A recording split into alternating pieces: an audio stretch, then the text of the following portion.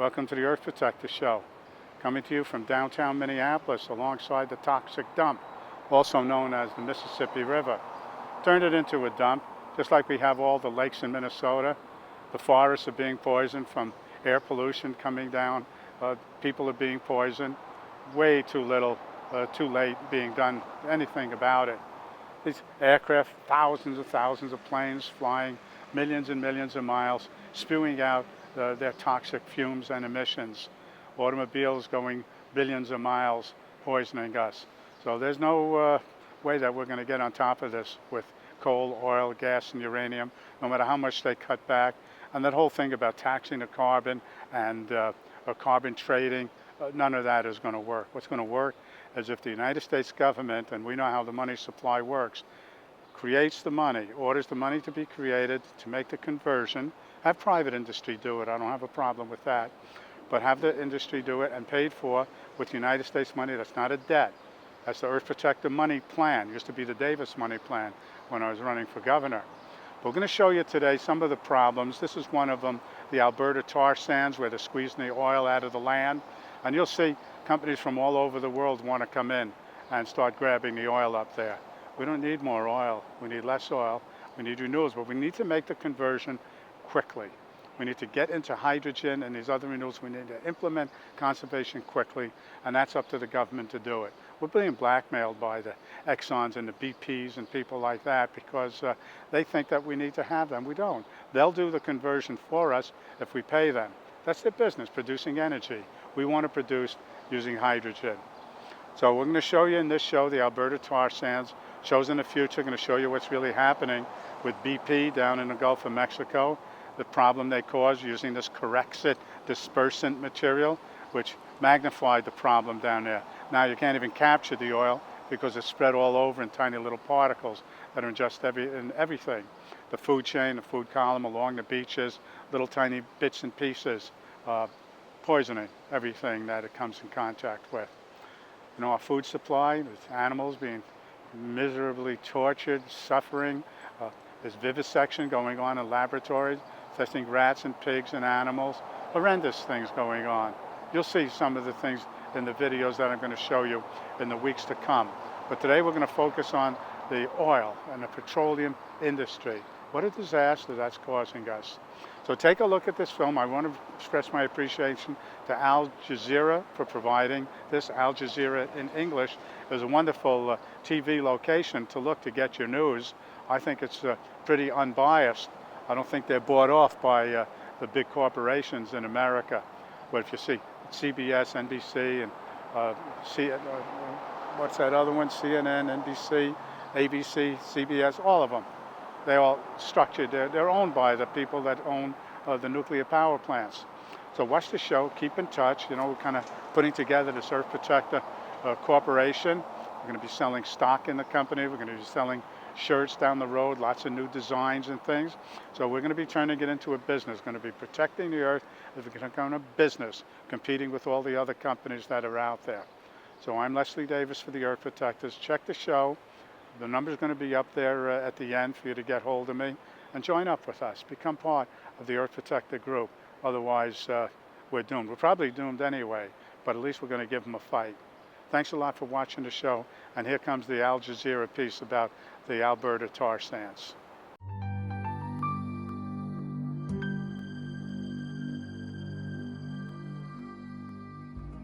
Throughout history, really, and even going back into prehistory, human beings often make a discovery or an invention that seems to offer wonderful things, but the very things that make them thrive and grow and prosper are the same things that bring them down in the end.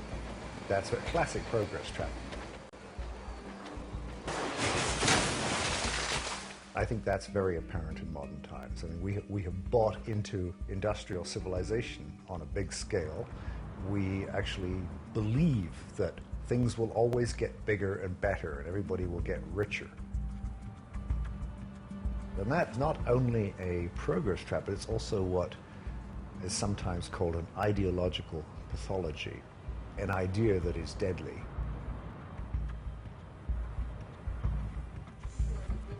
In Kyoto, Canada promised to cut greenhouse gas emissions by 6%. Now, 20 years later, the tar sands are booming and emissions are up 26%. If the tar sands were a country, their emissions would equal Switzerland's. If you set out to devise a method to warm the planet, you couldn't come up with a better one than what Canada is doing at the tar sands. You got to bring in energy to heat this stuff up enough to get it out. Once you've spent all that energy getting it out, then you refine it into gasoline and burn it again. If any significant portion of that tar sands continues to get exploited and burnt, then we'll simply have too much carbon in the atmosphere. For every barrel of oil that you get from the tar sands, you release 3 times as much carbon as you do from a conventional oil well in Texas or Saudi Arabia. So there's a big carbon liability there. If the whole world followed Canada down that route, which we could, we've all got, oil shales or other, carbon-dense forms of hydrocarbons, we would cook the earth. Canada has, in the run-up to Copenhagen, done a great deal to sabotage the efforts of the other nations. I mean, it did more damage than any other nation on Earth. And it seems so strange to think, what is the biggest threat to a good global deal at the moment? It's not Saudi Arabia, it's not the US, it's not even China. Canada, how could it be Canada? It is important that we have a good environmental record and good environmental image. I think often the case is that the oil sands has gotten more criticism than it deserves. It's very clear to me that the current administration believes that the tar sands are the economic engine for Canada's future prosperity. So we have lost credibility internationally. There's no question that Canada is viewed as a laggard and an obstructionist on the international scene. Copenhagen is a very good example of why you can't treat climate change like all the other political issues that we face. Normally we move slowly as we address political issues, and that makes sense. In this case, that doesn't work so well, because your opponent is not the Republicans, it's not the Chinese, your opponent is physics. And physics isn't going to slowly change its mind. And it's making its presence felt. The Arctic is melting. Glaciers are melting. Drought and flood are spreading relentlessly. The world is shifting in the most profound ways we've ever seen it as a human civilization. Political reality is very powerful, but it's trumped by scientific reality.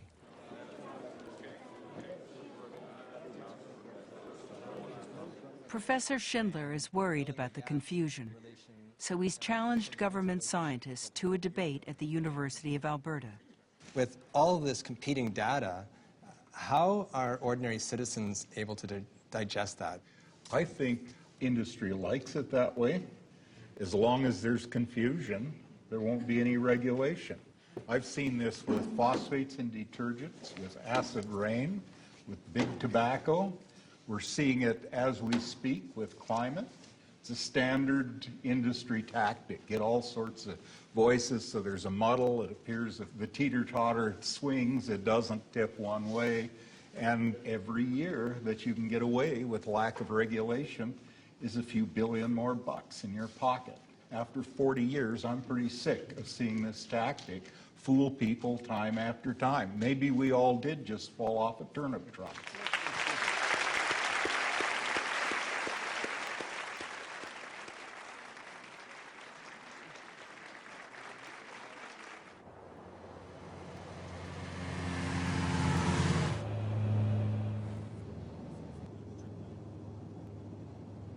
Professor Schindler's research is complete. The findings are disturbing. The people of Fort Chipewyan will be the first to hear them. Schindler's research is the first independent project to study pollution in the water flowing through the tar sands. As the first results come in, Schindler and his team have made an alarming discovery. Schindler's team has discovered cancer-causing heavy metals in the entire ecosystem, reaching as far north as Fort Chipewyan itself.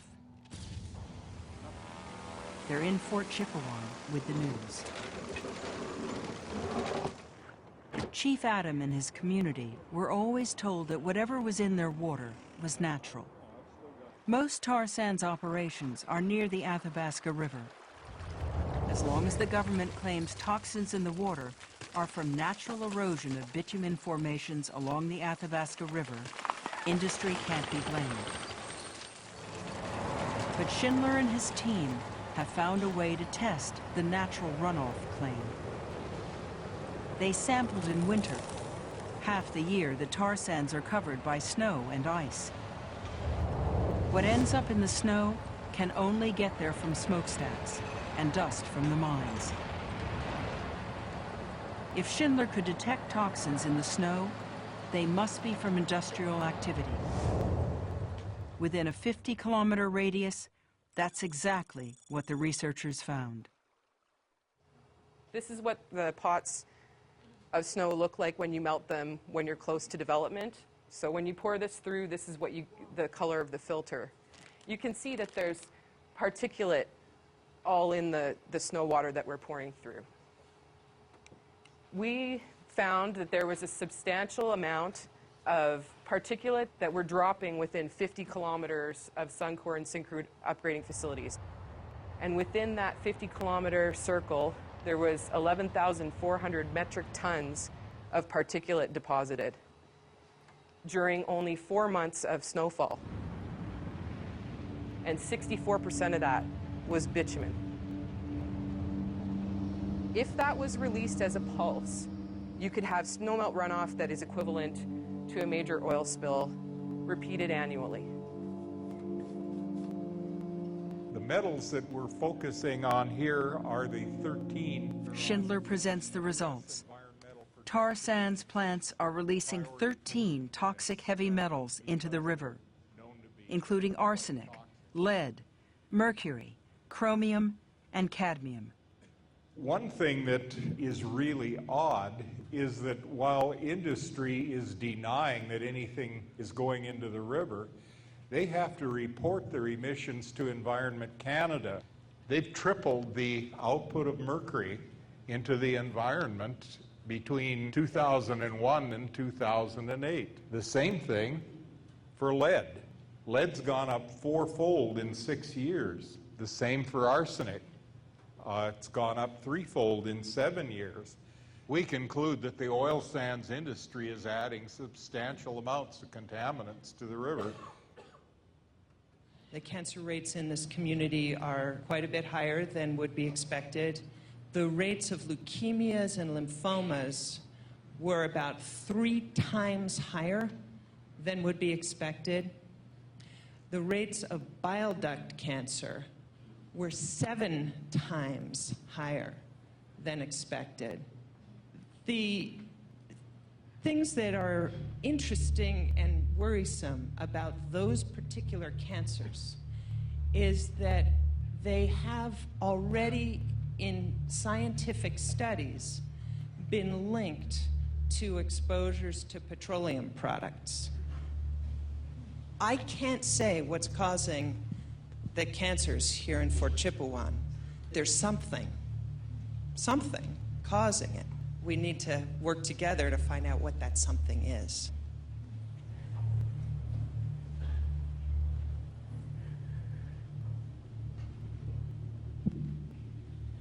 My name is Crystal Ravitz.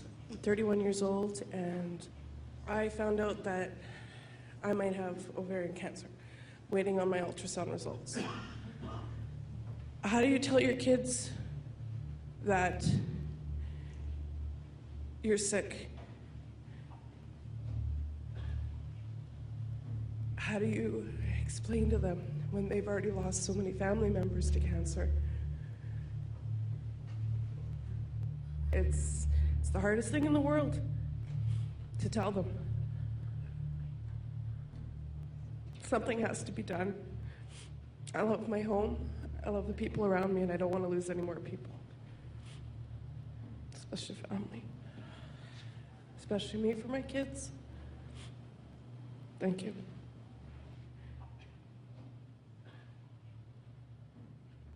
Our people have to eat too. They're working down there. They have to support their families. They have no choice. And I'm kind of stuck because I got a lot of family members down there. But I also don't want them to. I don't want to bury them too. I worked for the plants. I worked for them for 5 years. So I think we have to all take a hard look at ourselves and say, do we want those jobs and keep dying? Right now, I think there's about 10 or so active mines running, up and running. I believe that there's something like 42 more coming up, 42 proposed projects. Like the numbers that we're showing, or you guys are showing us today, would that be times 42 in the future? Because I think that the signs are there, the numbers are going up, it's only going to get worse. I don't want to see it go tenfold anymore. I don't want to bury any more friends and family. Earlier on today, I witnessed this whole room stand up all at once. That's strength. That's unity. That's what this town was lacking for the last 40 years. Now I believe we have it. Now that we have it, let's use it. Let's do something. I have a 2.5-year-old son right now. I have one more on the way. You know, I don't want him and my unborn child standing here in my shoes at my age telling the same story again. You know, I want him to tell a totally different story. I want him to say that, yeah, we got industry here and they're cleaning up the mess that they made.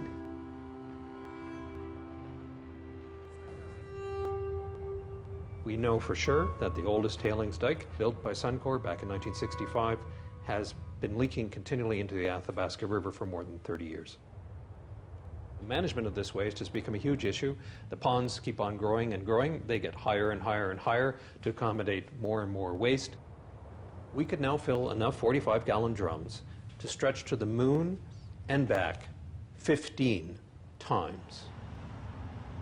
An oil spill like the one in the Gulf is a very rare occurrence, and it's a huge disaster when it happens. The oil sands pollutant, I would say, given the stripping of watersheds, is a virtual certainty. The nearest thing that I could think of that could happen in the oil sands would be tailings pond dike breaking. That's the concentrated toxins after the water is used 19 or 20 times, as they're always proud to tell us. If one of those breached, we'd forget all about what's happening in the Gulf. And the probability of that happening is low, but it's not zero. I got one question here for the 4 doctors.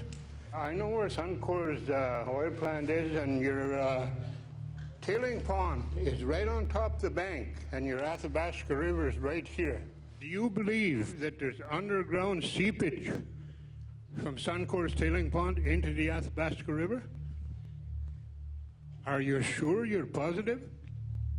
Scientists never deal in certainty, but I'd say that probability is 99%. The research is published.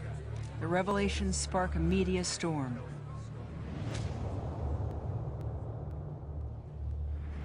At first, Alberta's government dismisses the evidence. There are compounds in the Athabasca River that are naturally occurring, have been there for thousands of years, and will always be there because of the nature of the geology in that area. Okay, but there's a study refuting what you've just said. The study says that humans are causing it. You have nothing to point to that would refute that. I don't believe that's what the study said. It doesn't seem to matter how good a research plan we put together. We're supposed to believe that they have a database out there somewhere that refutes everything that we've shown. Well, we have our data out there for public display. Let's see theirs. You can't give a peer-reviewed data. Spurred by Schindler's research, Ottawa appoints a high-level review panel to examine the quality of water monitoring in the tar sands. This time, the minister can't push the story away. The panel was unanimous in its findings. Do we have a world-class monitoring system in place? In short, no. We found that the activities were not always credible because they lacked scientific rigor. For far too long, we have heard concerns about the quality of water downstream of the oil sands. This panel has told us that Canada needs to build a world-class environmental monitoring system for the oil sands, and that need is absolutely urgent. The actions we take will be guided by science and by facts, not by politics and public relations. For Fort Chippewan's downriver people, good science is a matter of life and death. But their battle isn't over. Monitoring may not be enough. There's about 7 or 8 active mines right now that are tearing up, ripping apart Mother Earth right now as we speak, and there's another 26 more coming. You know, so right now I vow not to let that happen. You know, so people say, you know, this is a David and Goliath situation. You're going up against these giant companies, these giant corporations. I say, hey, look, you know, like once you start thinking of these people as giants, you know, you're going to lose, you're going to fail. Recently, the Alberta government did look at the rate of cancer in Fort Chippewan. The results confirmed what whistleblower John O'Connor had feared: a significantly higher rate of cancer than expected. The study also turned up rare forms of cancer associated with oil pollution. But then the Alberta government issued a statement reassuring the people of Fort Chippewan. Apparently, there was no cause for alarm. Dave Tuckerow grew up in Fort Chippewan. He didn't show up in the Alberta cancer study because he came to Los Angeles to battle his leukemia. Survivor, well, over the cancer, so I just started tattooing my body up. Got the angel overlooking, and then this one up here on my neck. And then date I was diagnosed with cancer. It's very rare for people your age. My age to get leukemia, yeah, that's what they were saying. That's what my doctor told me. And I never really thought about it, but after a while I was thinking maybe something did cause it, you know, and I just didn't know what. I was trying to piece it together. I remember going to school there, I remember going fishing, I remember going camping, I remember boating, just anything in the water.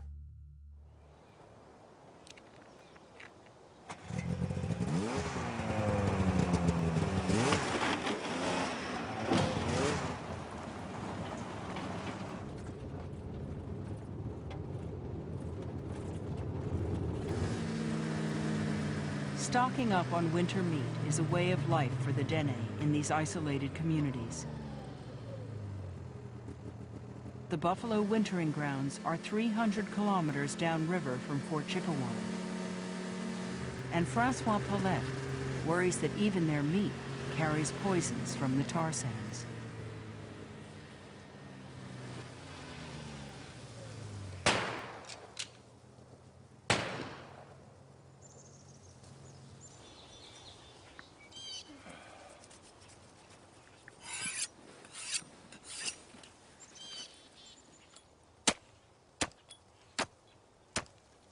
This is a very unique life that we continue to live. It's in jeopardy. We have rights to hunt, we have rights to trap, and we have rights to livelihood. What good is all that rights going to be when everything is taken away from us? We will have a treaty with all our rights, with no place to practice it out. Yeah.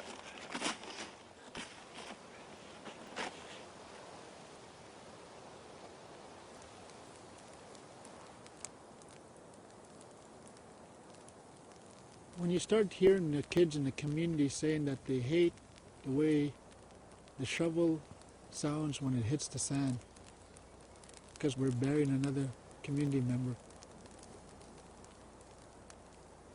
you could tell what already is being embedded into the heads of the younger generation, because we were not used to it. It's a tough challenge to be an elected leader where you speak out for the people. Any leader should speak out for the people.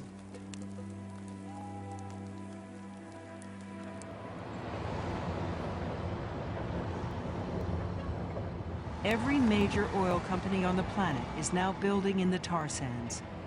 Production will triple by 2020. The first wave of investment came from companies, BP, Exxon, Shell, and Total. Now it's countries like China, India, and South Korea pouring in the cash.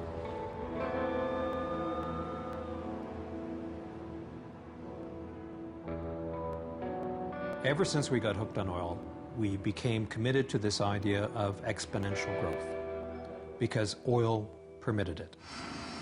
Oil allowed us to globalize, allowed us to change agriculture, massive population growth, massive concentration of people in cities. That's all been a function of oil.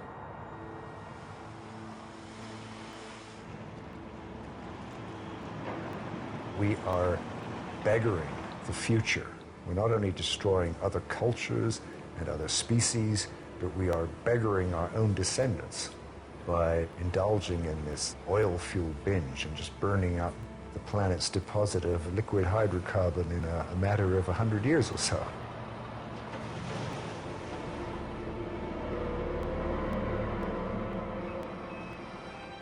If the development of the tar sands has one good thing about it, it might be that it wakes us up. Business as usual is over. We've run out of time. It is the tipping point. It's telling us that everything about fossil fuel economies have changed in terms of cost, in terms of scale, in terms of environmental footprint. Everything has changed.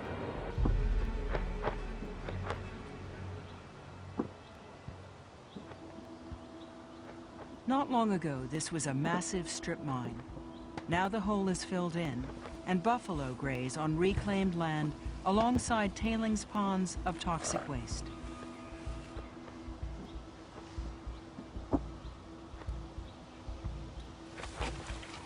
When the oil runs out, industry promises that this is what they'll leave behind: picnic grounds and replanted forests.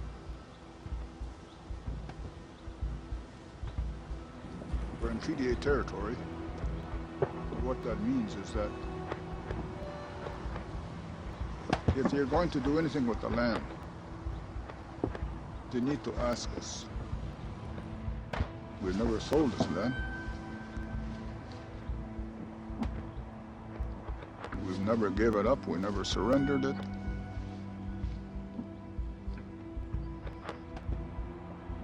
But people still think that you have the right to come in here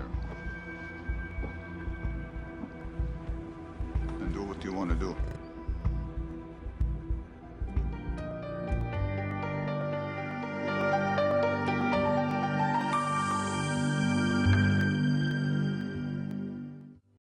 Well, what did you think of that little piece? Pretty disastrous for the people living up there.